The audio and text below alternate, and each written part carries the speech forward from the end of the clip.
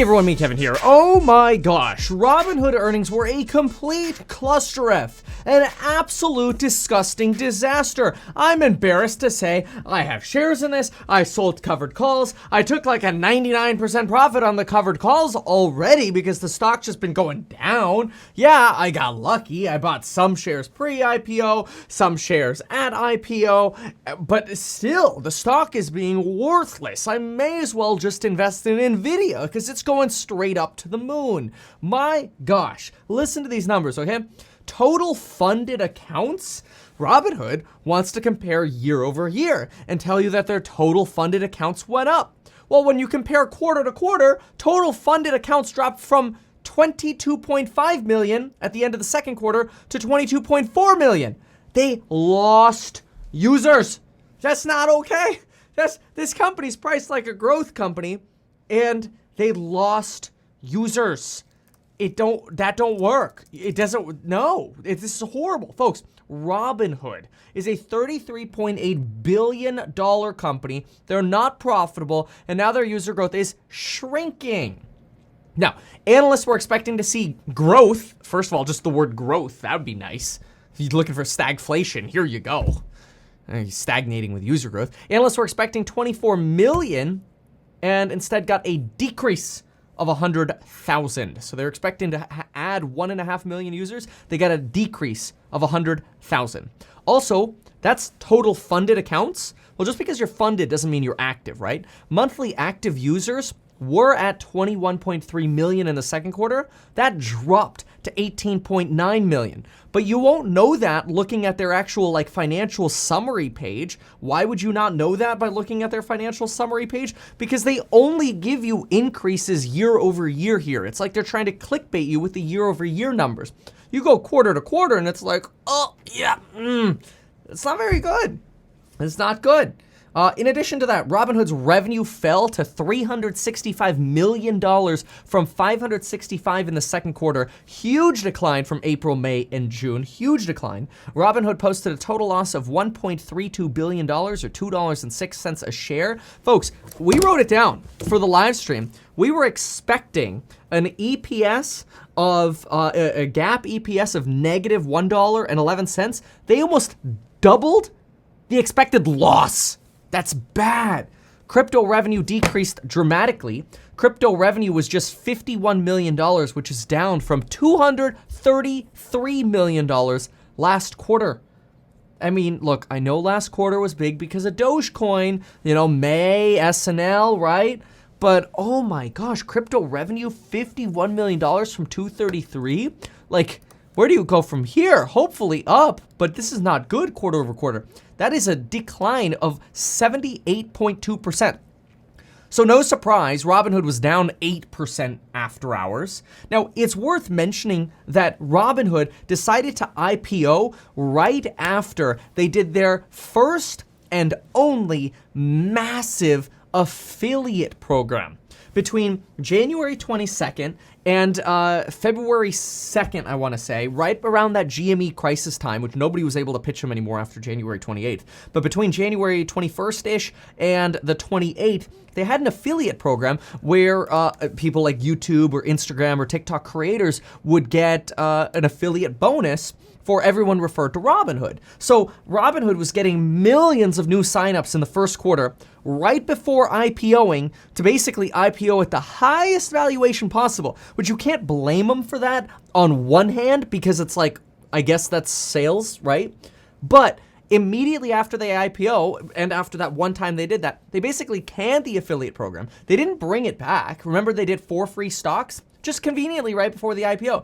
I've asked them, and I like them as people, the affiliate partners. I'm like, when are you bringing something back? When are you bringing something back? Y'all should be trying to grow. Y'all just screwed lots of people after the GameStop thing, and I know you wash your hands of liability from it, but they were still, look, we're not going to go down that rabbit hole, okay? We've gone down this rabbit hole many times on this channel here.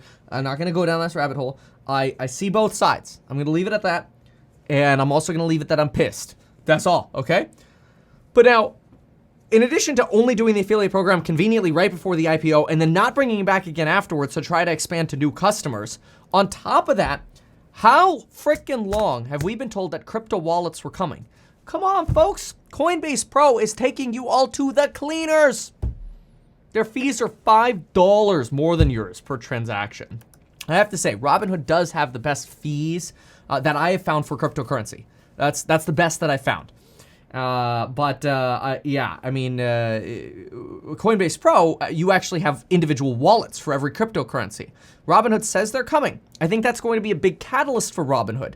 But they literally said in their document, in their press release, that, quote, this entire quarter, was about developing more products and services for our customers, including crypto wallets. Vlad, we've been waiting for your crypto wallets for like years.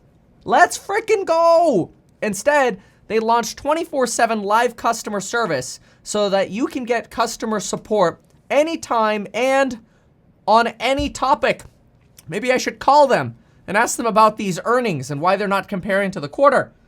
Of course, I doubt anybody would figure that one out. But anyway, they're also working on a new multi-factor authentication verification system, whatever, for crypto wallets, and that's their excuse for the delay, blah, blah, blah, blah, blah. They're in to Robinhood snacks or digestible educational content. Robinhood, just focus on the frickin' wallets. With the customer service, there were a lot of problems with customer service, a lot of people waiting a long time, but people just want features. 99% of the people don't want to talk to anyone. They want features. They want crypto wallets. You guys got to stay competitive. Otherwise, you're going to get replaced. You're going to get replaced by another app, and your $33 billion market cap is going to keep going down. Now, I hope, as a shareholder of this company, that this is rock bottom for the company.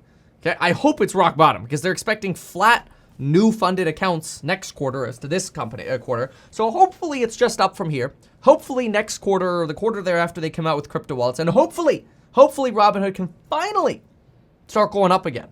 Because lately, this has been a slow bleed, and that's it, and I'm pissed. So what's next for Robinhood? Well, number one, Robinhood should get the wallet. Number two, they should get affiliates back. If they do this within the next 6 months, I believe that right now, Robinhood could potentially be at a rock bottom. Robinhood needs to prove that they are the cheapest place to purchase crypto and a place where you can get your crypto out of there if you want. Even, I don't think it matters, in my opinion, if people can transfer their money out. Let people transfer their money out. Who cares? But make Robinhood the destination to purchase it. Then get staking. If Robinhood can just get with the program already, things are going to look good for Robinhood, and pricing now will end up looking pretty inexpensive. But you're going to have to rely on Vlad and the staff at Robinhood to get it together and prioritize this. Because think about it. They've built the backbone. Now they got the 24 customer service. If you think about it, it's kind of like a Trojan horse takeover for convincing people to get into cryptocurrency investing, right? In 6 months, if they have a wallet and they have 24-hour customer service, that's going to be pretty big. Because all those people who are going to be interested in cryptocurrency in 2022, you're going to have somebody to talk to now. So while I'm pissed in the short term, I have hope. That's about all I got. Okay? Come on, Vlad. If you're watching this, would you just hit me up on Twitter again, slide into those DMs, and let's set up another interview about the future of Robinhood, okay? All right, folks. With that said, if you want to be not pissed, check out the program's link down below on building your wealth, psychology of money and stocks, trading, options, all my buy-sell alerts for when I trade. It's not to be copied, but it's for when I trade. Real estate investing, property management, do-it-yourself rental renovations, real estate agent sales, or making YouTube content. Check out those programs down below. They come with live streams every single day the market is open, and there is a coupon code expiring this Friday. Get in before that coupon code expires Friday night, because the price does go up thanks to all this transitory inflation that we've got going on. So I look forward to seeing you. And folks, thank you for being here. We will see you in the next one. Goodbye.